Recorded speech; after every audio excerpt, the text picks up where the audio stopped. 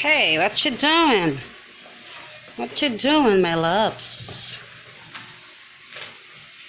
Yun yung ginagawa niya, guys. Ito ba lang yung part. May pakita ko sa inyo yung ginawa ko sa ano. Pero inuunti-unti ko lang, yan yung mga drawing niya. Hindi ko alam. Gusto nyo talaga niya nakakita yung drawing niya. At masaya din si Hagrid. Ito yung mga dinodraw niya pag masaya siya. Pag gusto niya mag-draw talaga, as in talaga. So, ito yung wall niya na talagang dinidikit niya yan. Pero may plano ko dyan. So, mamaya ipapakita ko sa inyo. That's part of our homeschooling na hinahayaan lang namin siya talaga gumawa ng ganyan. So, ang dami niya pang may ipidikit. Mamaya ipapakita ko sa inyo. Tapos, i-share ko sa inyo ito yung pinagkakaabalahan ni Hagrid. Na ito, gustong-gusto ko to, guys. Actually, mga yun yung final niya, itsura. Tapos, ikakat to, and then i-glue niya. Parang i-assemble. Tapos, sobrang ganda nito. Tapos, ididikit-dikit niya. And talagang sobrang ang taba ng utak nung talagang gumawa nito. Ang niya, smart niya na talagang ganito. And I really love this one. Ang dami ko nito sa download na hindi ko nakalimutan ko lang kung kailan kung anong yon website yon. Pero ayan, i-message ko sa sa Facebook page ko sa sa Facebook page natin. I-message ko, baka ma-send ko sa inyo itong mga marami akong ganito. So i-send ko sa inyo. Wala kasi nakalagay na website kasi yung iba may nakalagay na mga website, 'di ba? So ito wala.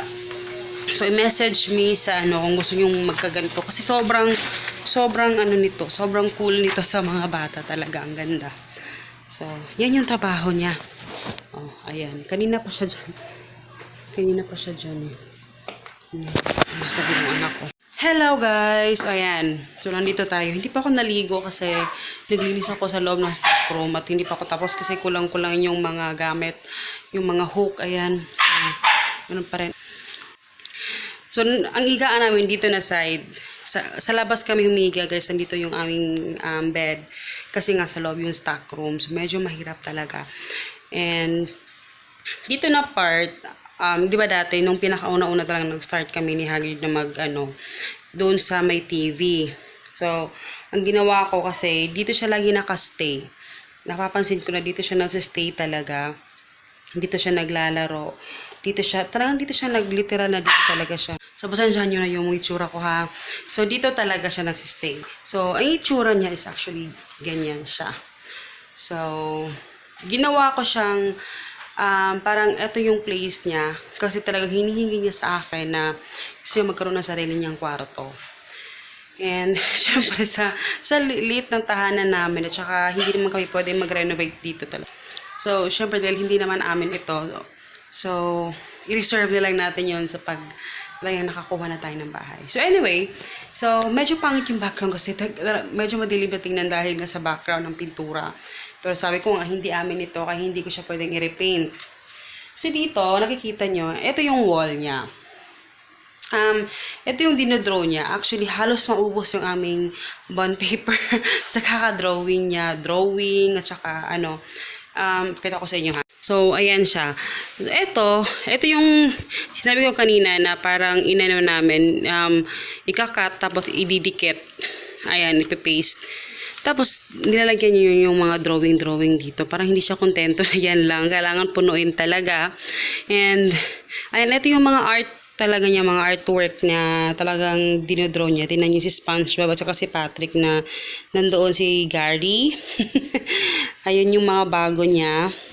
So, dito niya nilalagay lahat kasi gusto niya makita, gusto niya idikit. Siya lahat ng dikit niyan. Diyan, naubos na yung scotch tape. So, ang plano ko dito kasi syempre, para ma-preserve ko siya na parang, ma-preserve ko siya na hindi siya masira. Kasi syempre, gusto ko meron kaming balikan pagdating ng panahon. So, ang plano ko is, kasi bibili pa ako ng laminator. Plano kong i-laminate yan. Para ilalagay ko lang sa isang book lang ba na parang para pagdating ng time, mababalikan namin. Gusto kong ialagaan yung mga ginagawa niya ngayon.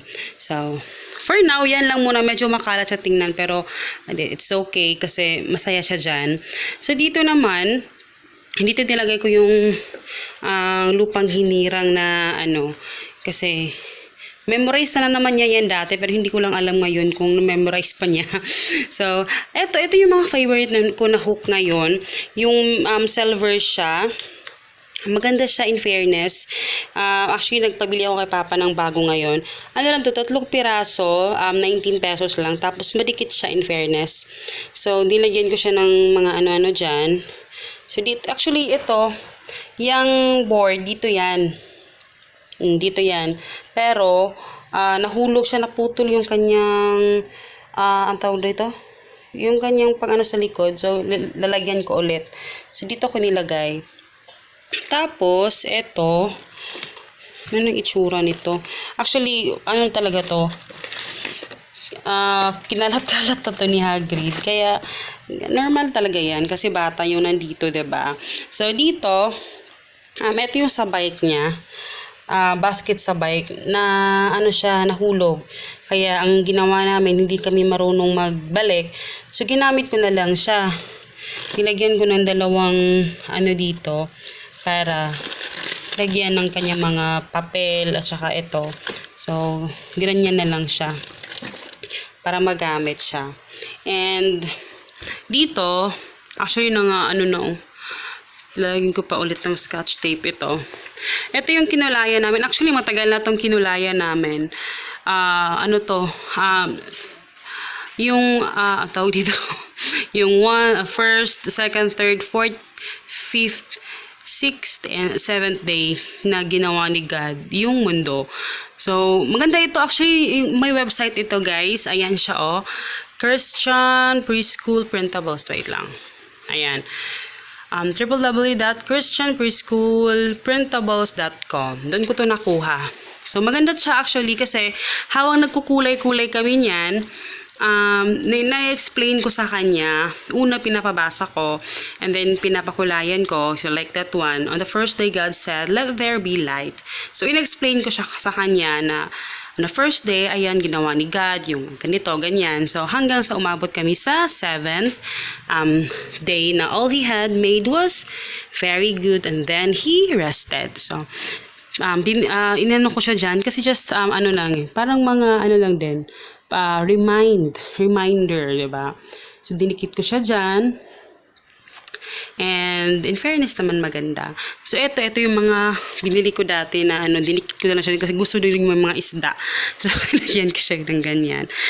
So kung napansin niyo dati, 'di ba meron ito dito kasi to dati. So tinanggal ko. So ito yung mga natira. So hindi ko na lang siya kinuha, pinagsabitan ko na lang. Etong learning time actually, nabili ko to Joy Toy na brand. Actually, hindi ko alam kay Hagrid hindi siya nagwo-work. Mas gusto niyan totoong orasan. So, gayan, dyan ko na lang nilagay. Baka in time, baka magustuhan niya, ganyan. So, eto dito actually, nung una, malinis pa to. Nung tumagal, ano na yung itsura. O, diba? Ang dami ng mga kalat. So, eto, pinutol ko kasi to guys. Pinutol ko. Yung isang putol nito nasa akin. So, eto nilagay ko dito kay Hagrid. Ganon din yung ginawa ko dito. Nilagyan ko rin siya. Actually, napaka-useful nito ha. Etong ganito. Ito. Ano siya? Useful. Napaka-useful talaga. So, kasi talagang kahit mabigat to pero na niya. So, sineparate ko dito. Ito yung actually sa likod to eh. Wait lang. Ito yung mga books na binabasa namin. Ito halos memorize na to ni Hagrid, yung Gingerbread Man. So, meron kaming, Book of Manners. Maganda din to guys. Napakita ko na to sa inyo. Actually, hindi ko alam kung nasan yung iba. Pero, ito lang yung nakita ko. Book of Manners. Kasi memorize na to halos ni Hagrid. Yung may excuse me, I'm sorry, ganyan. Ito sa Shopee ko din to. Ito lahat sa Shopee ko to nabili. Meron din ito, Born to be King, The Story of Jesus Part 1. Pero hindi ko lang gusto ito kasi parang hindi siya talaga pang bata. na parang pang-edad ni Hagrid kasi maliliit yung ano, puso kasi medyo malalaki yung mga ano, parang hindi pa bagay sa kanya, baka in time. So ayan, ito, favorite niya rin to. Gingerbread Man. Ito, usually ako nagbabasa nito. Children Around the World. Ang ganda nito, guys.